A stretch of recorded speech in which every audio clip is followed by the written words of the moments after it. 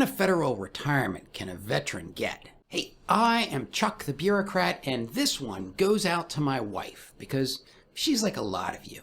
She was a sergeant back in the 90s and did 6 years on active duty. And then, while I was hopping around from post to post, she tagged along and picked up an assortment of government jobs. And now that I'm retired, the question comes up frequently of when can she retire and with what kind of pension? I've made the point before in previous videos that military retirees, and as you'll see in a second, most veterans actually have multiple income streams that they might be eligible for, and there are some interactions between these income streams. In the case of veterans like my wife, they're not going to get a military retirement, but they can buy back their military service for credit towards their federal pension. In fact, as some of you have pointed out, veterans can buy back their military service for a whole variety of retirement plans, including like state plans. In fact, and you might find this unbelievable, those of you who went to a military academy like West Point can buy back your time at the academy even if you received a military retirement. So, but let's just set those issues aside for now and focus on the Federal Employee Retirement System, or FERS. We're going to spend most of our time today visualizing data that can be found at the Office of Personnel Management's Retirement Center website. And we're going to be mainly concerned with computation of a FERS retirement and eligibility for different types of FERS retirements. Now, if you really want to dig into these federal retirement systems, you can go to the handbook for CSRS and FERS at this URL. This handbook gives you all sorts of information about the current federal employee retirement system and the legacy system CSRS, which ended in 1986. And to get started, let's look at the FERS basic annuity formula. This pension formula should look familiar to military folks. It's a multiplier times your average salary for your 3 highest years times your years of service. Now, that multiplier is a heck of a lot lower for federal civilians than it is for military. Plus, there are 2 criteria that determine the value of that multiplier. If you are 62 or older when you separate and have 20 or more years of service, you get a multiplier of 1.1%. But if you answer no to either of these questions, you only get 1%. Now, bear in mind, this is only the basic formula, and there are a number of situations that can get this modified, but today we're just going to ignore those special cases. If you're interested in learning more, the OPM Retirement Center has plenty of information. Instead, I want to address something surprising about that high 3 calculation.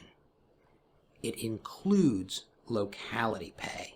There are a lot of secondary sources which say that locality pay is included, but to find it in OPM, you have to go to the FERS Handbook, Chapter 30, and this strange section on what is included in base pay, and way down at the bottom of the list, they include locality-based comparability payments. And now, notice that in Block 7 of the DoD Civilian Leave and Earning Statement, they have basic pay plus locality pay equaling adjusted basic pay. I have great confidence that all of this contributes to frustration and confusion on a regular basis. Nevertheless, the idea that the FERS annuity calculation includes locality pay, well, it's a nuance worth paying attention to. Okay, when it comes to eligibility, FERS has 4 basic retirement plans: immediate, deferred, early, and disability. Immediate and deferred retirement are usually the only options that a federal employee can voluntarily select from. So once we get into the details, I'm just going to focus on these 2. Immediate retirement is just that classic form of a pension where you start receiving your payments within 30 days after stopping work. Deferred retirement occurs when the federal employee elects to defer their pension payments until certain criteria are met, usually age. Under this option, the employee stops working for the federal government before they reach some retirement age, and so they defer their pension payments until they reach that retirement age. Early retirement is only available in certain cases where the federal employee is involuntarily separated, or in cases where there's a major reorganization or a reduction in force within the agency and the employee elects to retire early. Like I said, since this one is usually outside the control of the federal employee, I'm not going to discuss the details associated with it as we go further. The final plan, disabled retirement, covers federal employees who become disabled while they're in a position that's covered by FERS. This one starts to get into a lot of nuances about the nature of the disability, its cause, and your federal agency's ability to reassign you. It's going to fall outside the scope of this video, but if you have questions, let me know. Now, as we go forward, the eligibility criteria for these different options are basically going to boil down to age and years of service. And throughout this discussion, age gets addressed in two different ways. Sometimes age is just a hard and fast number that is the same for everybody. And other times, age is based on something called the minimum retirement age, or the MRA. The MRA is a function of when you were born. It's a bit like how the age at which full Social Security benefits become available changes depending on someone's date of birth. Now, do not get too excited about these minimum retirement ages, because in a second you'll see how they work and you'll start to realize that they are not exactly golden tickets. To get started, let's just dig into immediate retirement. That's when payment starts within 30 days of the employee retiring. On OPM's official website, there are a number of age and years of service combinations that qualify a federal employee for this option. If you're 62 years old or older when you retire and have at least 5 years of service, you're going to qualify for an immediate retirement. And we already talked about how your multiplier is 1.0% if you have fewer than 20 years, and it goes up to 1.1% after 20 years. You can qualify for a pension if you are 60 years old with at least 20 years of service, and if you have 30 or more years of service, you can retire at your minimum retirement age with a 1% multiplier. Where things start to get interesting is when you want to immediately collect your pension at your minimum retirement age, but you don't yet have 30 years of service. In this situation, you're going to end up forfeiting a portion of your pension as a penalty. If you have more than 20 years, but less than 30 years of service, you lose 5% of your pension for every year before age 60 that you retire. And if you have more than 10 years of service, but less than 20, you lose 5% of your pension for every year before 62 that you retire. So you see what I mean about minimum retirement age not being a golden ticket? I mean, all it really is a ticket to a reduced pension. Now, as I indicated earlier, you don't have to take your federal pension immediately. You can choose a deferred pension, and that means you're not going to collect your pension right away. You're just going to wait until the conditions are right. Just like for an immediate retirement, a deferred retirement is going to be all about the combination of age and years of service. Now, as far as I can tell, the rules for the calculation of a deferred retirement have the same basic structure as an immediate retirement. But the rules are not described the same in the handbook, and it's weird and it kind of frustrates me. First off, if you wait to age 62, you only need 5 years of service and you get the 1% multiplier. But no matter how long you serve, you never get that 1.1% multiplier. Then, if you have 30 or more years of service, you can collect at your minimum retirement age with no penalty. If you have between 20 and 30 years, you pay a penalty for every year before age 60 that you collect your pension. And then, if you have 10 to 20 years of service, you pay that penalty for every year before 62 that you collect. Now, normally, this is the part of the video where I say, but so what? What does that mean for you?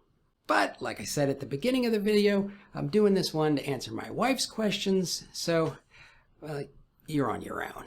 But here is the basic question that my wife has.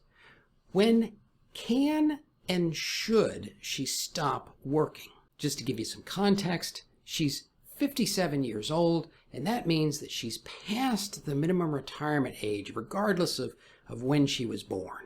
And she has 20 years of service, and if you're curious about how you can find that for yourself, you want to look at Block 31 on your SF50.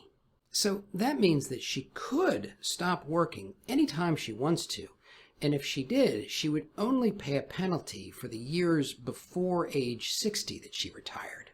Oh, and as I go through these results, I'm going to assume that her average high 3 is $100,000.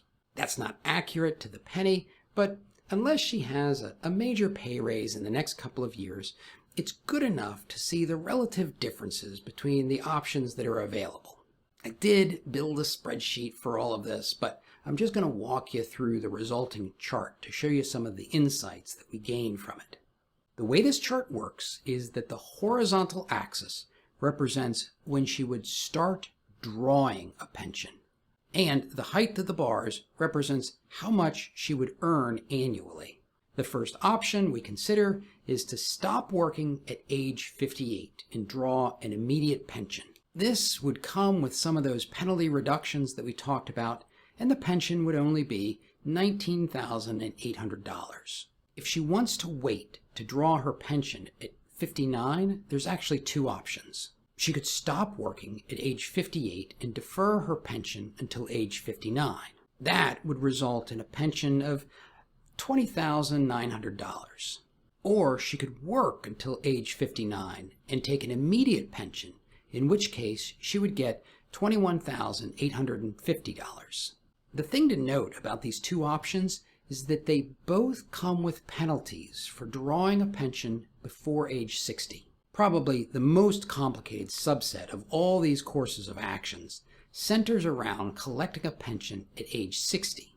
That's because there's 3 different ages she could stop working at. She could do a deferred retirement and stop working at age 58. That's worth $22,000. She could do a deferred retirement and stop working at age 59, and that would be worth $23,000. Or she could take an immediate retirement at age 60, and that would be worth $24,000. The key reason that these 3 options are different is because each year of deferred retirement also means 1 less year of service. Now, notice that when we start considering drawing a pension at age 61 and out, we're going to stop considering deferred pensions. The penalties associated with a deferred pension stop at age 60 for my wife because she has over 20 years of service. So if she was going to take a deferred pension, she would want to start collecting at least by age 60. It just doesn't make sense to wait longer. That means that if she were to want to collect at age 61, she would work to age 61 and take an immediate pension worth $25,000. The real magic, if you will, happens at age 62. If my wife were to work to age 62 and then retire, her pension would jump up to $28,600. The reason for that small uptick is that at age 62, her multiplier goes from 1.0% to 1.1%, and then it applies to all years of service. From there on out, the pension just trends in a straight line based on additional years of service. Okay, now, so what? Me? Well, given my wife's situation, I think it's smart to keep working until age 62 to take advantage of that uptick. There is almost a $10,000 a year difference between drawing a pension at age 58 and waiting until age 62. That's a big difference for 4 years. Her view? Well, she doesn't think that the pension is ever really big enough to force her to make a decision one way or another. In her mind, giving up a couple of grand in a pension might be a perfectly reasonable trade-off to spending more time with the grandkids. And at the same time, the pension isn't so large that if she continued to work past age 62, just for her own sanity, it's not so large that she would really be giving up that much. I don't know what the right thing to do is, but I would be curious to hear your thoughts on it. Now, there are 2 things that I did not cover in this video, and the first of them is how cost of living adjustments are calculated for people who are receiving a FERS pension. And if you're interested in how that works, you can watch this video. And if you're curious about how Social Security interacts with all this federal retirement planning, watch this video.